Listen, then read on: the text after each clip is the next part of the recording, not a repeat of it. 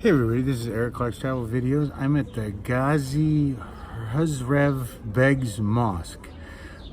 It's the oldest mosque in Sarajevo. It's also the biggest mosque in Sarajevo. So I'm going to go inside and see. I've been reading the sign, so it's because I don't know much about it. But anyway, so I'm going to go inside and I'll show you what I can see. Thanks everybody, bye.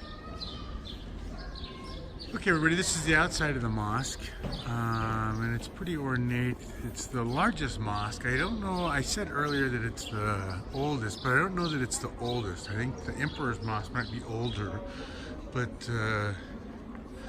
this is the largest mosque in Sarajevo. And it's pretty ornate and pretty outstanding. And this is where, I guess, if you're Muslim, you come here and you wash your feet. If it's running, you wash your feet and your hands and your head, and you're good to go. And this is where you put your shoes so you can go inside.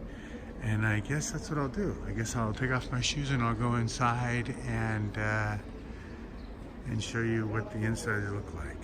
So, okay everybody, I will get going and take you inside. Maybe I'll just do that right here. Well, I've got you right here. I guess I'll just kick them off, huh?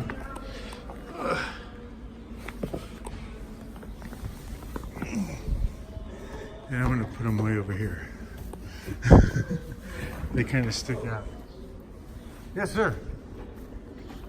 What? No. Why can't I go inside? Tourists no. Why no tourists? Tourists no. Why? Tourists, my friend, in ticket. Why do I? Ticket. So I have to buy a ticket first and then I can go in? Yeah. So, but I can't go in now. Is it, And tourists info center. so it's 3:30. Yes. So I can't go in, Yes. just for prayer. And tomorrow, and tourists in 9 o'clock. Gotcha, so I can't go in now, but then tomorrow, okay, I'll get my shoes, okay. So I guess I can't go inside now, and I have to come back tomorrow. Okay, bye everybody. Well, let's go in here and ask some questions then, I guess, huh? Tourist information. Hello. So I can't go in now?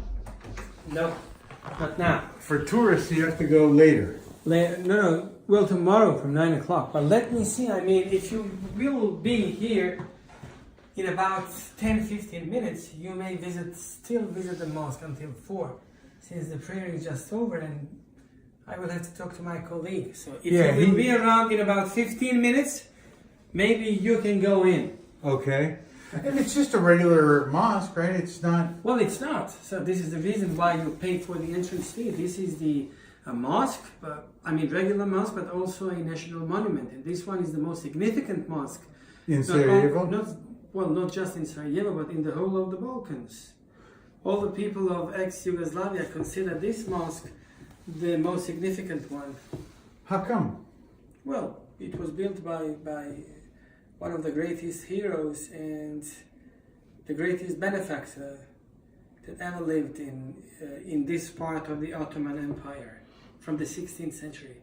Because it was built in 1570? 1531. 1531, okay. Yeah. Because I'm from America, and so we don't have any idea about the whole idea of mosques and everything else. But I've never been inside, so I guess I'd like to see. Other mosques, in Sarajevo, there are, over 120 mosques. But this one is really the most significant one, built in 1531 by Gazi Husrev-beg, that was his name. Gazi, it means hero. Husrev, that was his name, like Michael, and Beg, that was his title. He was a governor of Bosnia for 20 years. Okay. In 1521 until 1541. Okay. And the mosque was built in 1531.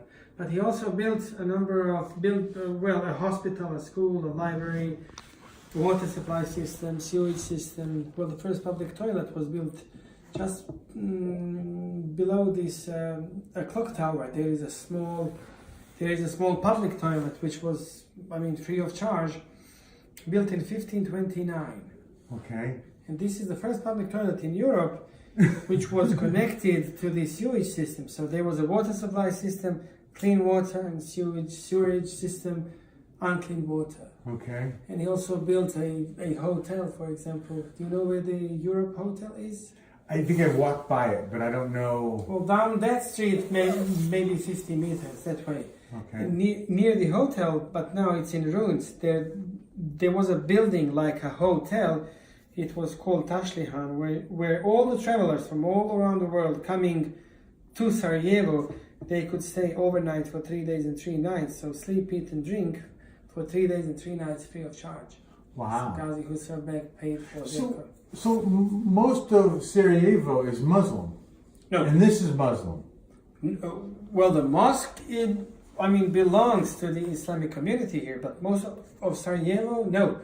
Well, I would say that 45% of the population here are Muslim. 45%, okay. Yeah. And the rest is whether Catholic or Orthodox. Because that was I read online, and I don't know, and I apologize. I don't want to step on toes or say anything wrong, but I read that it was the war was from Milosevic, that he was Muslim, right? And the Serbs were. But Milosevic was not a Muslim. He was the president of ex-Yugoslavia for some time, and he was a representative of the Serbian population. Okay. Well, there is a story that Serbia, some 500 years ago, was under the Turkish occupation, and this latest war in the 1990s was actually one of the Serbian generals, which was under the command of the President Milosevic in the 1990s, said that this war was to avenge his Serbian brothers that were killed during the Ottoman occupation 500 years ago. So, the Serbs, they wanted to avenge their brothers and sisters killed during the Turkish occupation here, so 500 years ago. And Milosevic was one of the Serbian... The Serbian side, not the Muslim side. Not the Muslim side. Because the Serbians were the Catholics? No. The Christians?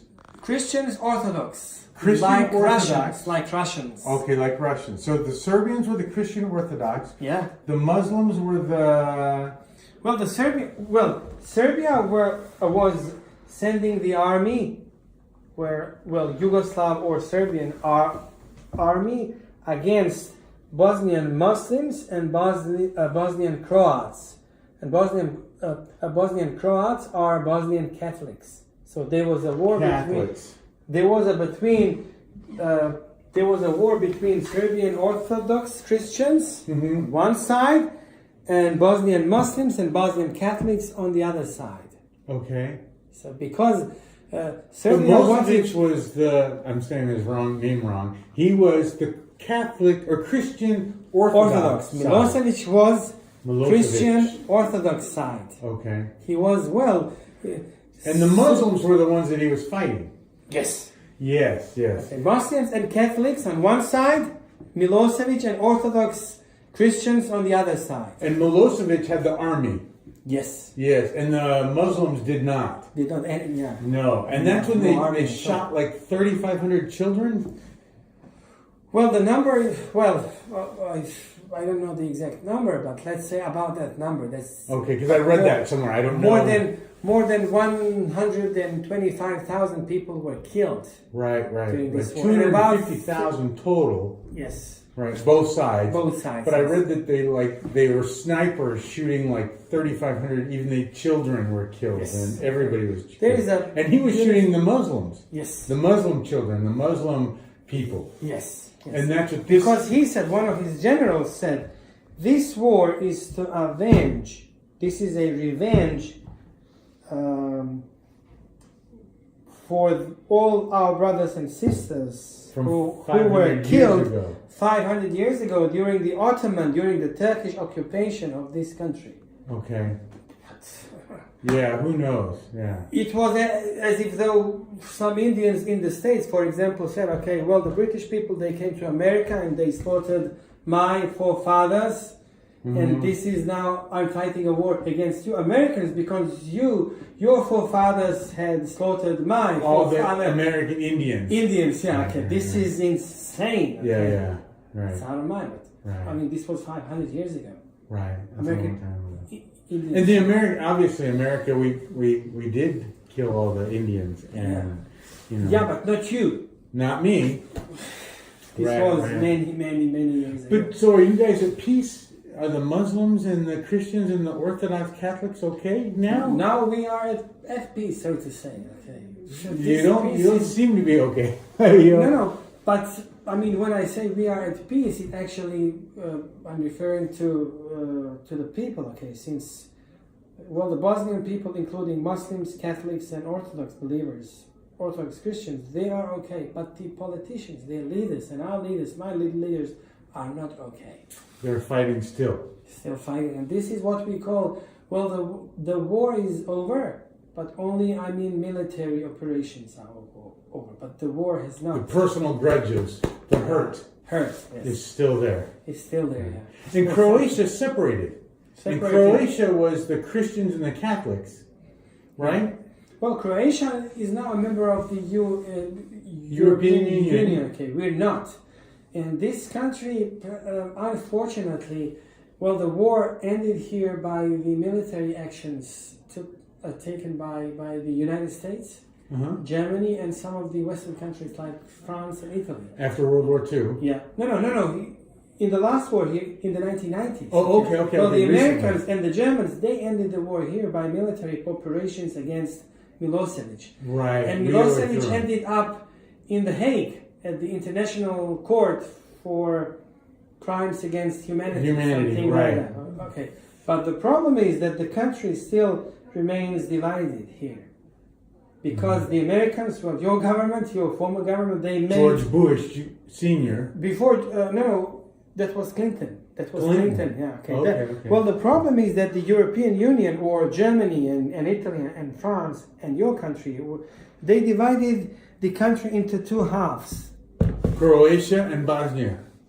Well, one part belongs actually to the Serbian part of Bosnia, and the other part, the second part belongs to Catholics and Muslims, which is actually a problem, okay? You cannot divide a country which is already so small, and we have three presidents. We have a Muslim member of the presidency, Representing the Muslims. yeah, representing the Catholics and representing the Serbs. Three presidents. How do they get along? Right, they don't. They don't. Okay. They won't go to But war the people, again. we have. This is good people. Serbia. I don't have any problems. Going to Banja Luka, which is the capital of the Serbian part of Bosnia and Herzegovina. And I have many friends who are Serbs. I myself am a Bosnian Muslim. Right. But the problem is when it comes to politics, when their politicians and our politicians, they keep telling you that if you want to be a good Muslim, you have to vote for the Muslim party. If you want to be a good Serb, you have to vote for the Orthodox Christian party. Which is insane again, okay? Right. Because it's never going to be happy. There's always gonna going be to be a happy. divide. Well, my sister-in-law, she's a Catholic, and my brother married a Catholic girl. They got kids, 3 kids, Right. and we don't have any. She goes to church. My brother goes to mosque. It's fine. This is a match made in heaven. They love each other. They love each other. There's no separation. But the politicians, when you watch the national TV, okay, they always disagree and they tell you, okay, if you are an Orthodox Christian, you have to vote for your people, for the representative of your people, not for the representative, which is, again, you have to, in my opinion, you have to vote for the best representative, whether Muslim, Croat, Bosniak, or Serbian, or Orthodox, Catholic, Christian, Muslim, whatever. Take the right person. Right. Since we are fed up with these, how do you call them, imposing what I should think, okay? Right, telling you how to think and how to believe. Yeah, for God's sake, I'm 40 years old. I don't need you. I mean, you're a politician to tell me what to do and to whom to vote, for whom to vote. And so forth. Can I get in there? I'm sorry. Okay, please follow me. Okay, I appreciate it. Thank you so much. Okay, I guess he's gonna let us in. So I have a YouTube site, Eric Clark's travel videos. So I do videos. Eric Clark? Eric Clark. Travel videos. Yep. Yeah, on YouTube. Lots of videos. So we're going in the side door here.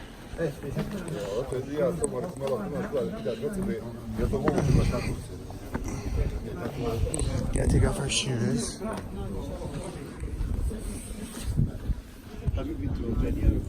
I have. Yeah. Amazing. Yeah. It's all wonderful. Every place is different and unique. Kiev? Kiev, I've been to Kiev. Yeah. And I did Russia and around and St. Petersburg. Go ahead. Moldova. I don't know about Moldova. This is the side entrance, and so we're going. He's letting us into the side entrance here. And the women have to cover their heads, but the men don't. Go ahead.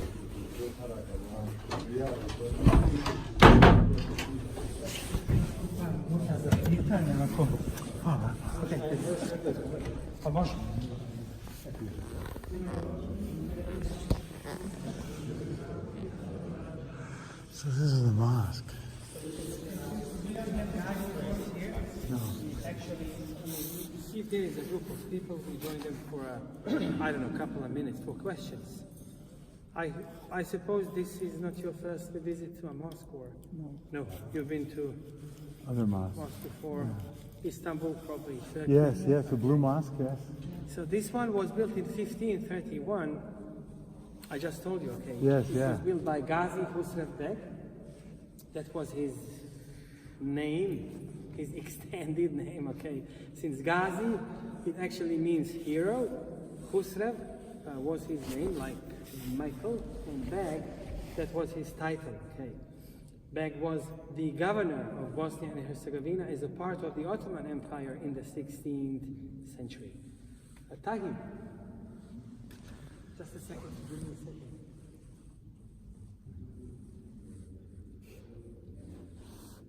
Tahir, kako ćemo mi, pošto još tu je, eto, pošto sam ja. So Gazi Husrev-beg was the greatest hero and is considered to be the greatest benefactor in the history of Islam for many reasons. Okay, he built this mosque in 1531, then a school in 1537, then a hospital, a library.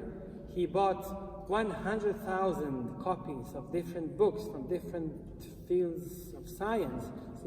Since that school, in that school, only 12 top students could study. 12 students total. 12 students total. And 12 students total, it actually symbolically reminds us of the 12 disciples of Jesus Christ, who is one of the prophets or messengers mentioned in the Holy Book, in the Quran. There is actually one chapter in the Quran named after Mary, mother of Jesus, and there is a whole beautiful story about little Jesus, about Virgin Mary giving birth to little Jesus, who speaks up from the cradle as a little baby to his people, and he warns them and telling them that God, my Lord, has sent me and has given me a book as a guidance to you, my people. So 12 students, then he built a hospital, then a public bath or hammam, then a soup kitchen for the poor people, all the poor people, and the students from that school could eat at that soup kitchen free of charge. Then he built a tashlihan, that was a kind of a hotel, where you could, as travelers from all around the world, where you could stay overnight for 3 days and 3 nights, free of charge. So sleep, eat and drink for 3 days and 3 nights, free of charge. And he built streets, water supply system, and I think I told you, well, that the first public toilet in Europe was built near the clock tower Have you seen the clock tower? Near the clock tower, the first public toilet in Europe, which was connected to the sewage system. So there was a whole system of pipes. So clean water, water supply system, unclean water, sewage system. So this is the reason why all the people of Sarajevo consider Gazi Husrev-beg as the greatest benefactor of all times in the history. So Gazi Husrev-beg. Husrev-beg. Husrev.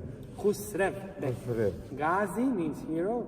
Husrev Is his is name? his name, okay? And beg means governor. Okay. Okay.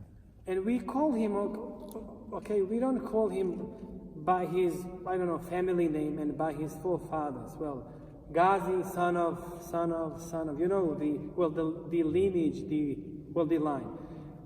Everybody in this town knows him as Gazi Husrev-beg. By his military title, hero is also a military title. It means warrior, hero. Husrev, his name and title, so governor. He was the governor of Bosnia and Herzegovina as a part of the Ottoman Empire for 20 years, 1521 until 1541, when he died, so 10 years after the mosque was built. And he was buried in one of the mausoleums here. You've just seen the mausoleums. Well, the bigger one houses his body, and the smaller one houses the body of his best friend, who was a Christian, who came originally from the town of Trebinje. And that Christian guy was the first administrator of this mosque in 1521.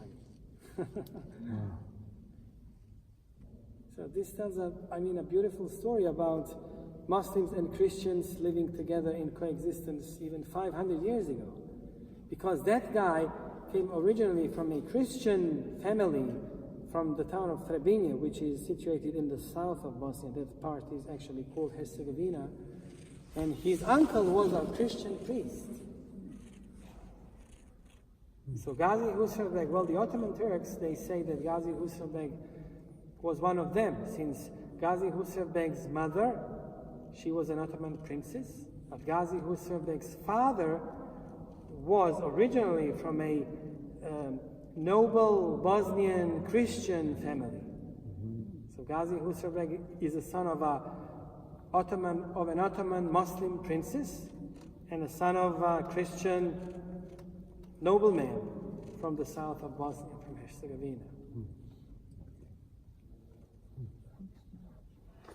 Mixed marriage, yeah. The mosque, is that north? Well, This is no. north. No. That niche in the wall always shows the direction of Mecca. Mecca. That's a holy city in Saudi Arabia. Why Mecca? There is a small temple in Mecca. It's called Kaaba. Kaaba means a cube. Not the big one. Well, not the big one. There is a big courtyard around Mecca, around Kaaba. Kaaba is a temple covered with black cloth. Have you seen it in photos? I've seen for a huge area. Huge. Area, but Kaaba is that small black cube in the middle. Okay. Okay, and we go to pilgrimage there once in a lifetime. We say that temple called Kaaba. Kaaba means cube, okay, so cube-shaped temple, building. We believe that it had been built by Abraham and his son Ishmael, not by Muhammad. Many Muslims would say that temple had been built by the Prophet Muhammad, which is not true. Okay, we believe it was built by Abraham and his son Ishmael. Well, the two biblical prophets, not by Muhammad.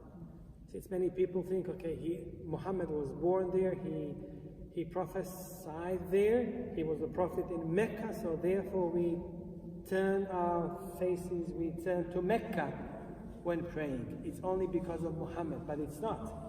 And we say that temple is the first temple on earth which was dedicated to one God. So that temple is a symbol of God's oneness. There is only one God, therefore I turn my face. Each time I pray, I perform my prayers, I turn my face towards the temple as a symbol of God's oneness, because I believe in only one God. It has nothing to do with Muhammad or with any man. Okay? It has to do with God's oneness. There is only one God. Muhammad, Abraham, and Jesus were all prophets Yep. under the Muslim religion. Well, we say, I mean, when it comes to religion, okay, we say that there is only one faith, which is the faith in one God. But the people, they call it different names, okay? Judaism, Christianity, Islam, or, okay. But we say that from Adam, well, the first man on earth, through Moses, David, Solomon, Abraham, Jesus, and Muhammad, there has always been only one faith. Well, the faith in one God. Mm-hmm. Same God. Same God. One this guy. Is the same God. Yeah. Well, God of Abraham and Moses and Jesus and Muhammad. Right. Whereas the Catholics and Christians believe that Jesus was the God. Was Son of God. Son of God. Yeah. Right, right. Okay, yes. Yeah, Trinity, however. This is the point. Yeah, Trinity. Right. Okay. But Islamic, you don't believe that Jesus was. Well, we say that Jesus was one of the messengers, one of the prophets. But we don't say that not he the is Son of God. not Son of God. Okay. Since we say that, in a sense, we can say that all of us, all the mankind, all of us, you and I, are children of God, but not in a special meaning of the word. Okay. We say that it's not appropriate for God to have a son or a daughter. We say that God created everything, and in that sense we can be his children, but not in a special way, I mean, like Jesus in Christianity. Since God created us, he gave us life, so we are born, we live, and we die. God cannot die. Mm-hmm. Right. God cannot die. And Jesus died, so he can't be God. He was born, he lived, and he died. died. Okay. Right. He cannot be God. Right. But you pray to Muhammad. No. No, you pray to God. We pray to God. Not Directly to Muhammad, God. not to Abraham. We even don't have saints. Okay. We pray directly to God. Okay. I think Christians, we pray to God, but it's through Jesus Christ. Okay, but we don't pray through Muhammad, also. no. Okay. Okay, we don't. Well, we also say there is a beautiful quote. Okay, one of the best companions of the Prophet Muhammad, when Muhammad died, he saw that many people worshipped Muhammad or worshipped God through Muhammad. And he said to them, all of you who worshipped Muhammad, you have to know that he is dead. He lived and he died. Put no man in front of me. Yeah. And God was not born, is ever living, is not going to die. So worship him, not Muhammad who died.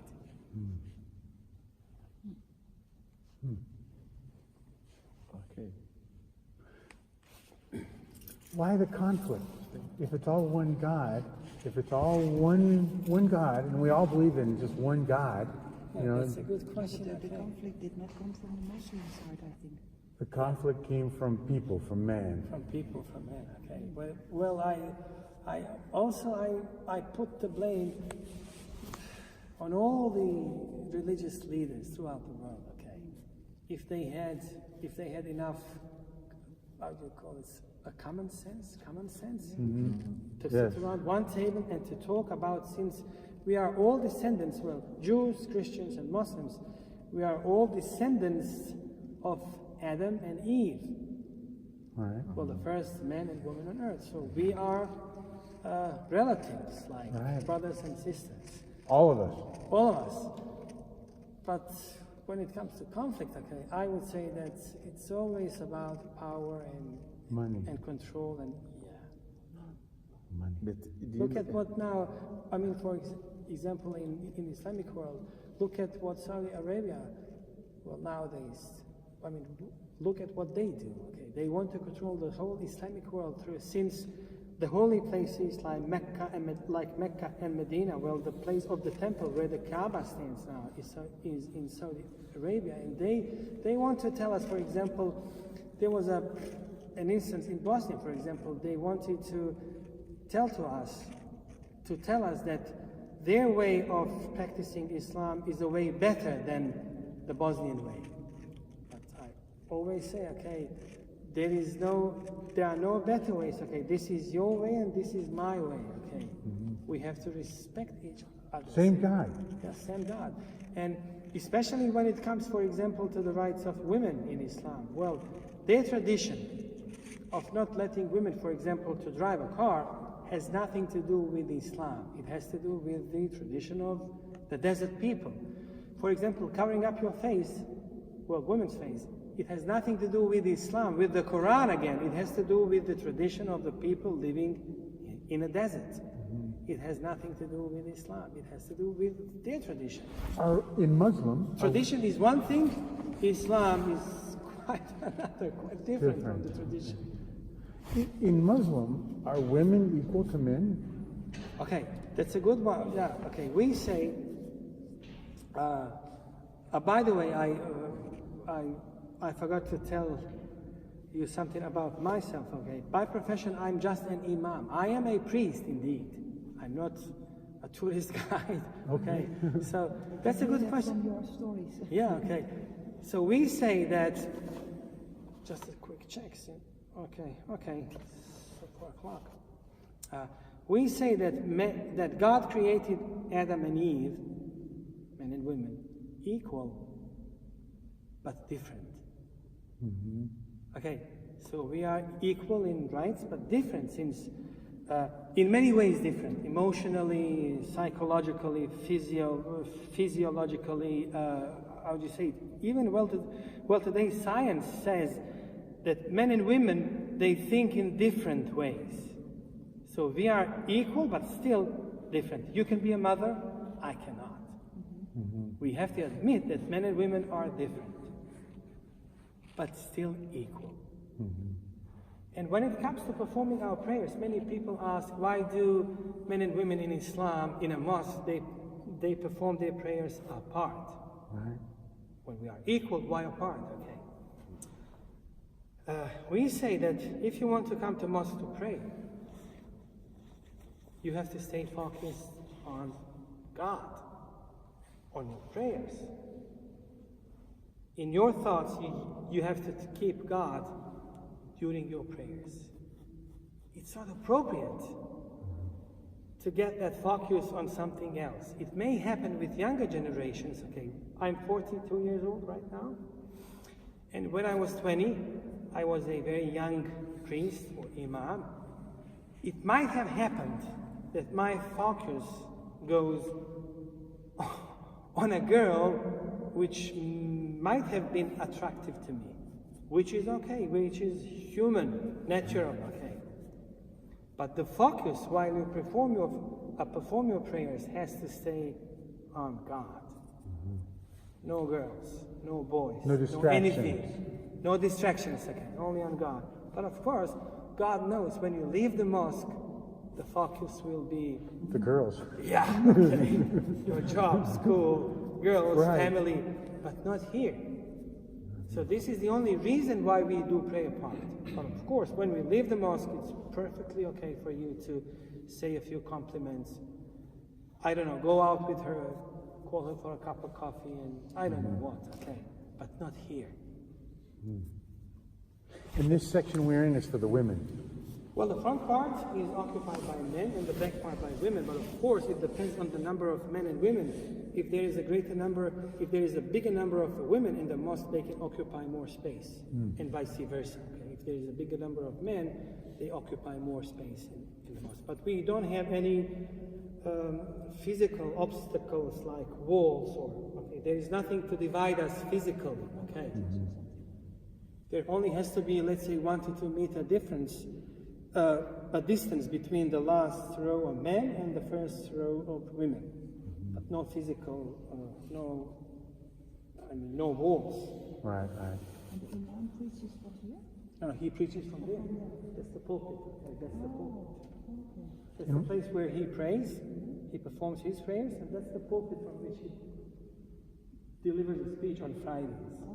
And that gallery above is the place where his assistants, we call them muezzins. A muezzin is an assistant to the Imam. When the Imam has finished his prayers, well, the main part of our prayers there, the action goes over to the gallery. When muezzins or his assistants, they sing or chant aloud with their beautiful and resounding voices. They sing certain prayers and verses from the Quran, and then the prayer is over. And the calling for the prayers, what we heard, the people do that for real? Or it's For real, yeah. Also it's This is always a it's not a tape, no, it's always a live Oh, but not everywhere. call. Not a recording. In this mosque, it's always a live call, not recorded. No tapes. No. And that comes from him on the... No, that comes from the minaret, from the Oh, tower. the guys. From the tower. But where- One of the guys, one of the muezzins, goes up to the minaret, and from the balcony of the minaret of the tower, he calls. Okay. He gives a call. And they pray 3 times a day? 5. 5 times a day. Okay. I have one question. My question is, why is it that Muslim men, Muslim men are allowed to marry 4 women? Okay, this is something which actually dates back from the old times. If you take a look at the times of Moses, for example, it was very usual that one man has more than 1 woman. But in Islam, this is not an obligation, this is an option. Since it was very normal that during the wars, in the former times, let's say, during the times of Moses, for example, it was very usual since men got killed in wars, and women were, how to say, there was a bigger number of women, unmarried women, so it was an option for one man to marry more than 1 woman, but just an option, not an obligation. Okay, many people, I mean, especially in Arab countries, they kind of misuse this option. Okay, they say, okay, God said that we marry more than 1, but this is not true again. Okay, this is just an option in case if there is a bigger number of women in one community, supposing that it might have happened that there was a war and many men were killed and lots of women are Unmarried. not unmarried, then it is an option for you and me and you to marry more than 1, up to 4. But just an option, not an obligation. But that was olden time, right? This dates back from the times of the oldest generations. It also has to do, well, the furthest we can go in the past is the time of Moses. So during the time of Moses, it was usual that you have more than 1 wife. Abraham, for example, had 2, Hagar and Rebecca. Well, he had 2 wives. Yeah, but what I don't understand, I work with 2 guys, and both of them, they have 3 wives. 3 wives, That's okay. still not enough. So they have to get 4. So Yeah. they are still thinking of getting 1 more, then they will Yeah. have 4. And I always I would argue say- with them. I mean, And if we take a look at the legal foundations, for example, in Islam, if you read the legal foundations for marrying more than 1 wife, it's very difficult to marry the second wife. Why? Since there are very strict rules. If you have 2 wives, for example, if you buy a necklace to one of the wives, you have to buy the necklace to the other wife too. If you buy an apartment to one of the wives, then you have to buy the apartment to the other wife. You have to be Even. treat them but equally. 100% even. 100% even. Expensive. Yeah, okay. Only in that case, okay, you can marry more than wives. You have to be 100% even and, how would you say, just. You have to say, even-handed. Even-handed is the right word, I think? Equal to all of them. Okay. Equal across the board. You give one of your wives $100, you have to give $100. yeah, I know. They told Okay. me about it. You have to that be even though when they send money, the money goes to someone, and the person has to call 3 of them and share accordingly. Yeah. If And the it's problem even, comes everyone has to and the contribute. problem comes with the kids. If you give 1 a kid, do you have to give all kids? Of course, you have to be 100% even. if you want to follow the rule or the regulations of God. What if she can't have kids? One of them can't have kids. Okay, then you, how would you say? Then you recompense through You other give means. her Other means, yeah. Give her a car. Give her a car, yeah. But I tell you one thing, okay. Well, today's Muslims, they misuse these regulations. They abuse these regulations. Yeah, they take okay. Advantage. They want to take advantage of. They want to use these young women they marry for, how do you say it, for sexual reasons. It has nothing to do with love anymore. Okay? Right. I'm being honest. Right. Because my colleagues, they always said, it's nice when you have two or Two, three. one, It's nice, you can enjoy more, blah, blah, blah. So it's something like when they go, they put all the women in one house. They are all in one house. And he said, well, when you like, you can call this. You take her to bedroom, you can call this. It's nice. We always trying to. Sounds complicated. Complicated. But So what you are again, saying, I think it is just an option, not obligation. I This is an agree with option, you okay. that some try to marry more for sexual reasons. Yes. I understand now. It has nothing to do with love and compassion. I have one more question. Are the Muslims okay with the Christians and the Catholics? I mean, they don't want to kill them. They don't want to fight. They don't want to war. They're okay with Christians being Christians and Catholics being Mormons, or I cannot say anything on the topic. I mean, for all the Muslims throughout the world, since we are talking, when we say Muslims, we talk about the population of about 1.3 up to 1.4 billion people. the biggest in the religion. world. So I can only say for my family here, since my sister-in-law, she's a Catholic. She goes to church. My brother goes to mosque. And I told you, this is a match, hopefully made in heaven. They love each other, have 3 kids. But I cannot tell the same thing for all the Muslims throughout the world, since we have to differentiate between culture, tradition on one side, and religion on the other side. Well, the only thing I have in common with, for example, with the people of Saudi Arabia is Islam as religion. Their culture and my culture have nothing to do with each other. They are quite different. Right. And tradition, yes, and tradition, quite different. Not the same. So we never say that, for example, a woman is less worth than a man, that she's not allowed to drive a car, which in Saudi Arabia is quite Against the law. okay. You cannot drive a car, she's a woman, okay, that's not okay. You cannot work, you cannot go to university, you cannot vote. Right. Which is not the case here. Okay? This is my last question. I have a we million have to questions. go. I have a We million. will have to go. This is my last question. My wife is waiting for me. This is my last question. I have been told that when you are Muslim, and you fight for your right or something like that, when you die, you have 9 virgins in heaven. Even though my colleagues, I asked them about that, and they said it is true. How do you call this? You heard it before.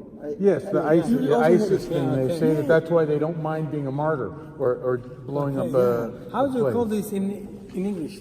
Fairy tales? Fairy tale, story. But some people believe it. Like I've heard it Like 100 many times. things. Okay. Let me give you a short definition, for example, of what jihad stands for. You hear this jihad. word? Okay. Yes. Jihad, for example. If you take a look, I also, as an imam, as a priest, I had to study Arabic a little bit. Okay. If you take a short look at the dictionary, for example, of the Arabic language, Arabic English or Arabic Dutch, jihad, well, the word has nothing to do with war. The word jihad is actually, it means all the efforts that you make to make things better. So jihad can mean, okay, if you go to university, for example, and if you want to get a PhD, this is your jihad. If you prepare lunch for your kids, this is your jihad. If you remove an obstacle from the road so that the people can freely go on the road, this is your jihad. If you help an elderly, I don't know, an old person on a tram, this is your jihad. If you do a favor to your friend, this is your jihad. So all the things, all the efforts that you make to make things better, to help people and your community, this is your jihad. The word jihad can also mean a war, if need be, if necessary. Okay? If there is a war to be fought, and you have to fight this war, but only if this war is justified, and if this war will bring justice and prosperity and well-being of your community after it, then this is your jihad. If this jihad, or if this war will bring disaster and total destruction and pain, this is not jihad. So then they abuse, they misuse, they misuse these things. Since I mean, when talking about those people who read only one book and then they go to jihad to fight against infidels, they read only one book, and one of the scholars, one of the lunatics who call themselves scholars, he says, okay, if you kill, I don't know, an American guy who is an infidel or a Christian, you go to paradise. Right, and the 9 virgins. Right. For God's sake, there is a verse in the Quran saying, those of you who kill one innocent soul or one innocent person, it is as though you have killed all the mankind. So how about that? Okay, this is from the Quran. But lunatics will never die out. Will never die out. There will always be lunatics and Right. In fact, Islam is a very peaceful religion. And for example, well, thank you. Well, it really is. Okay, it really is. But one thing is, a lot of, for example, if I give you an example, this Boko Haram and this ISIS and things like that, the way they kill people, people think Muslims are like that. They are fanatic. Right, we don't understand. We don't see your side of it. And you're peaceful, you're loving, you're caring. You don't. There is one thing you also hear, and then I have to go. Okay. I know. Then I have to go. Take some pictures. There is well, these words, for example, you'll hear these words probably, well, in Germany, Holland, Italy, well, the States. Where do you come from? Italy, okay. Many people nowadays, when they hear the words Allahu Akbar, Allah Akbar, God is the greatest, okay. Well, in West, they are a little bit afraid of these words. Okay? Right, we are. Okay, Allahu Akbar, it means that there is a guy carrying a bomb in his A backpack. and he's going to kill some infidels. Right. But if you go back to the root of these words, okay, well, the Prophet Muhammad, he used to pronounce these words many times in his prayers, and he kept on saying these words, okay, Allahu Akbar, for many times, so that his companions asked him, why do you use these words so many times? Okay, why do you pronounce these words for so many times throughout the day in all of the 5 daily prayers? Allahu Akbar, then Allahu Akbar again and again, okay, repeatedly. And he said to them, these words, Allahu Akbar, God is the greatest, show my inability to comprehend even a small part of his greatness. And they asked him, why? How come? Okay, you are the Prophet, how can't you comprehend it? And he said, and this is one of the verses from the Quran, God created earth and 7 heavens in 6 days, within 6 days. And he said, earth is in the first heaven. The moon that you see in the sky is in the first heaven, and the sun is in the first heaven. And all the stars that you see at night are in the first heaven. There is no chance for you and me to reach the second heaven. Day 2, day 3, day 4, day 5. And then he said, the first heaven compared to the second heaven is as small as a grain of sand in a desert. So very small. The second heaven compared to the third heaven is as small as a grain of sand in a desert. The third to fourth, the same. Fifth, same. Sixth, same. The sixth heaven compared to the seventh heaven is as small as a grain of sand in a desert. So imagine how big or how small the first heaven is compared to the seventh heaven. We can't imagine. And then he said, beyond the seventh heaven, so over the seventh heaven, there is the arsh of God. There is the throne of God, who created earth and all the seven heavens. And there is his throne. We cannot even imagine how big that throne is. So Allahu Akbar, when we say Allahu Akbar, these two little words, well, in Arabic there are two, in English there are three, okay? So they only show that we are not able to comprehend that greatness, okay? We can only, through NASA images, we can only see a part of the first heaven. And what about the rest of the heavens? 2, 3, 4, 5, 6, 7. And what about the throne, which is beyond the seventh heaven? It would, as if though you asked a small ant in your garden to talk about, or to, I don't know, write a PhD, I don't know what. Book on. Thesis on nuclear power, something like that. Okay? He can't. So this is the only reason why we use these words, Allahu Akbar. God was not born, He's ever living, He's not going to die. And He is the greatest, since we cannot reach Him by our sight or by our hands, by anything. We can only believe in Him, have faith in Him, and we can feel Him in our hearts through faith and belief. We cannot see Him. If we could see Him, that wouldn't be called faith anymore. It would be called, I don't know, science or reality or. See, this is our faith. We believe in Him. We cannot see Him, but still we believe in Him, and we feel Him here in our souls and our hearts. Your explanation makes me think that this ISIS, then they are not real Muslims. Because when they are beheaded people, they said, Allah Akbar, and then they cut the group of people. Well, I just told you, I am an Imam indeed. I am a priest. Well, I dare say I read lots of books. I read the Bible for many times. Read the Quran for many times. And I told you, okay, these guys probably have read 1 or 2 books, or none. Probably none. Probably none, okay. That's a problem, okay, since ignorance is the worst enemy, is the worst enemy you can have. Yes. Is it allowed that I take a picture? Sure. Yeah. And before I go, and we all have to go. I want to send you to your wife. Thank you so much. Would you like to hear a short prayer from the Quran? Yes. Let it be by gift to you all. Yes. You are my guest, okay? Let it be the last chapter from the Quran, in which we ask God to make our ways in which we walk, and the path on which we walk, that He makes the path straight, blessed, and prosperous. But prosperous, I mean spiritually rich, not financially prosperous, okay?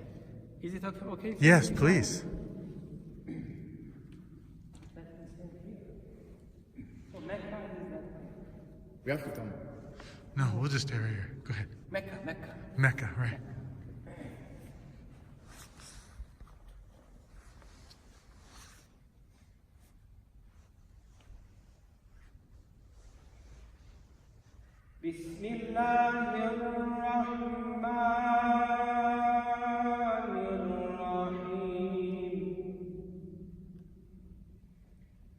قل أعوذ برب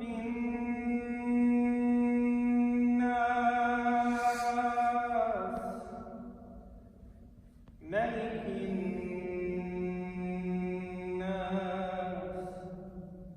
إله الناس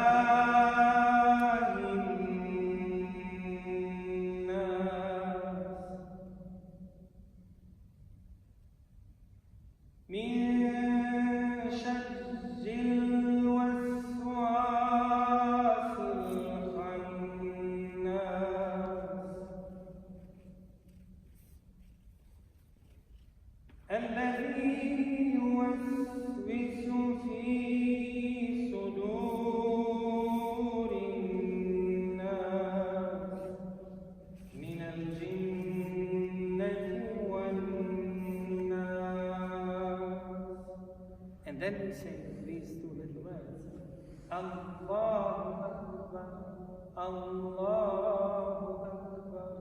God is the greatest. And then God is the greatest. God is the greatest. Yeah. Thank you so much. Okay, sure. Well, okay. Well, it's because of the dome. Wonderful.